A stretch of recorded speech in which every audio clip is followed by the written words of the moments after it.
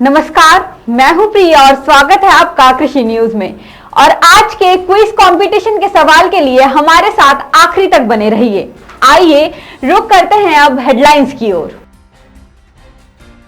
Yellow mosaic रोग की चपेट में सोयाबीन की खेती, किसान ने ट्रैक्टर चलाकर नष्ट कर दी फसल।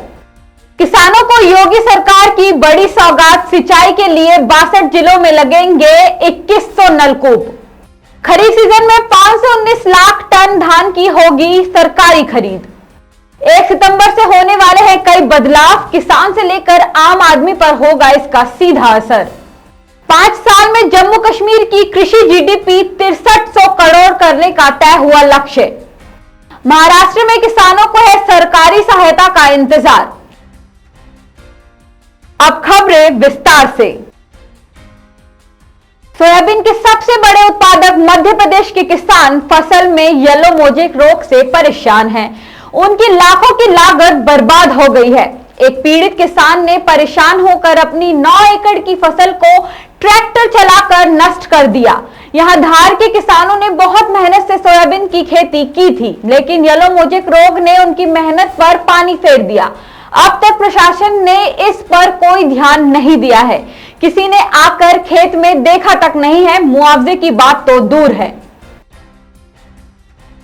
उत्तर प्रदेश के किसानों को योगी सरकार ने बड़ी सौगात दी है। मुख्यमंत्री योगी आदित्यनाथ की अध्यक्षता में कल यानी मंगलवार को हुई कैबिनेट की बैठक में सरकार ने राज्य के 62 जिलों के भूगर्भ जल सुरक्षित ब्लॉक्स में 2100 राजकीय नलकूप लगाए जाने के निर्णय पर मुहर लगा दी है। इससे एक तरफ जहां कम बारिश के कारण किसानों को सिंचाई में आने वाली समस्या से निजात मिलेगी, वहीं दूसरी तरफ इन नलकूपों के निर्माण से प्रदेश के श्रमिकों के लिए रोजगार के नए अवसर उपलब्ध होंगे। चालू खरीफ सीजन के दौरान सेंट्रल पुल के लिए कुल 519 लाख टन धान की सरकारी खरीद का लक्ष्य निर्धारित किया गया है। यह लक्ष्य पिछले खरीफ सीजन के 509 लाख टन से ज्यादा है। चालू खरीफ मार्केटिंग सीजन के दौरान होने वाली खरीद को पूरी तरह मैकेनाइज्ड किया जाएगा। सरकारी खरीद के लिए बैंकों से जहां कम ब्याज दर पर उधारी ली जाएगी, वहीं खरीद लागत में कमी लाने का भी फैसला किया गया है। इसके साथ ही धान की खरीद में क्वालिटी कंट्रोल पर विशेष जोर दिया जाएगा। सीजन के दौरान स्थानीय स्तर पर राज्यों की मोटे अनाज की खरीद को प्रोत्साहित करने को कहा गया है। कल से नए महीने यानी सितंबर की शुरुआत होने वाली है। महीने की पहली तारीख से कई बदलाव होने जा रहे हैं। ऐसे में आपको बता दें, बैंकिंग के नियम में बदलाव होंगे, साथ ही रसोई गैस यानी एलपीजी की कीमतों में भी बदलाव हो सकते हैं। इसके अलावा किसानों के लिए भी नए महीने की शुरुआत से पहले ही पीएम किसान योजना से जुड़े काम को निपटाना जरूरी है। साथ ही पंजाब नेशनल बैंक अपने ग्राहकों से लंबे समय से केवाईसी यानी कि नो योर कस्टमर्स अपडेट कराने को कह रहा है। बैंक ने साफ तौर पर कह दिया है कि केवाईसी अपडेट कराना जरूरी है। इस काम को पूरा करने के लिए बैंक ने आखिरी तारीख 31 अगस्त 2022 तय की है। जम्मू कश्मीर के किसान अब और खुशहाल होंगे। दरअसल प्रदेश सरकार की केंद्र शासित स्तरीय कमेटी कृषि एवं सहयोगी क्षेत्र के समग्र विकास के लिए विस्तृत कृषि नीति बनाएगी। भारतीय कृषि अनुसंधान परिषद के पूर्व महानिदेशक डॉक्टर मंगला राय की अध्यक्षता वाली ये कमेटी 5 साल में जम्मू कश्मीर की कृषि जीडीपी को $4 बिलियन से $8 बिलियन यानी कि लगभग 6300 करोड़ रुपए करने का लक्ष्य हासिल करने के लिए काम करेगी। साथ ही ये कमेटी 4 महीने में अपनी अंतिम रिपोर्ट सरकार को सौंपेगी।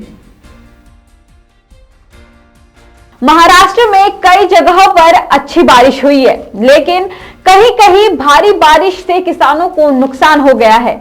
भारी बारिश ने फसलों को प्रभावित किया है। इससे किसानों की लागत बर्बाद हो गई है। बारिश की वजह से मराठवाड़ा और विदर्भ के किसान सबसे ज्यादा संकट में हैं। रिपोर्ट से पता चला है कि 18,21,000 हेक्टेयर क्षेत्र में फसलों की बर्बादी हुई है और करीब 22,89,000 किसान फसल नुकसान के बाद मदद का इंतजार कर रहे हैं। कृषि यंत्रों पर अनुदान के लिए ऑनलाइन आवेदन करने की आज आखिरी तारीख है। पहले अंतिम तिथि 25 अगस्त थी, जिसे बढ़ाकर 31 अगस्त कर दिया गया था, ताकि जो किसान आवेदन नहीं कर पाए हैं वे भी इसका लाभ ले पाए। ऐसे में आज किसानों के पास अंतिम अवसर है। साल 2022 से 23 में कृषि एवं किसान कल्याण विभाग हरियाणा द्वारा कृषि मशीनीकरण को बढ़ावा देने के लिए फसल अवशेष प्रबंधन योजना के तहत विभिन्न कृषि यंत्रों पर अनुदान देने की शुरुआत की गई थी, जिसके लिए किसान आज 31 अगस्त तक आवेदन कर सकते हैं। देश में कई राज्यों में अब मानसून की रफ्तार धीमी होती नजर आ रही है, लेकिन इसी बीच मौसम विभाग ने कई राज्यों में भारी बारिश को लेकर अलर्ट भी जारी किया है। राजधानी दिल्ली के मौसम की बात करें तो आज दिल्ली एनसीआर में बादल छाए रहने के साथ ही हल्की बारिश होने की संभावना है। इस दौरान अधिकतम तापमान 35 डिग्री और न्यूनतम तापमान 26 डिग्री रहने की उम्मीद है। वहीं इसके साथ ही 12 किलोमीटर प्रति घंटे की रफ्तार से हवाएं चलने के आसार भी बन रहे हैं। और आज एफटीवी ऑर्गेनिक के क्विज कंपटीशन में आपके लिए सवाल है कि पूसा किरण डैश की एक किस्म है, और आपके ऑप्शंस है नंबर 1 गेहूं, नंबर 2 दालें, नंबर 3 कपास और नंबर 4 चावल। तो देरी किस बात की है, फटाफट से हम इसका जवाब कमेंट करके जरूर बताएं और जीते एफटीवी ऑर्गेनिक के डिस्काउंट कूपन्स और ढेरों इनाम। साथ ही ऐसी अन्य जानकारी के लिए बने रहिए हमारे यानी कृषि जागरण के साथ। धन्यवाद।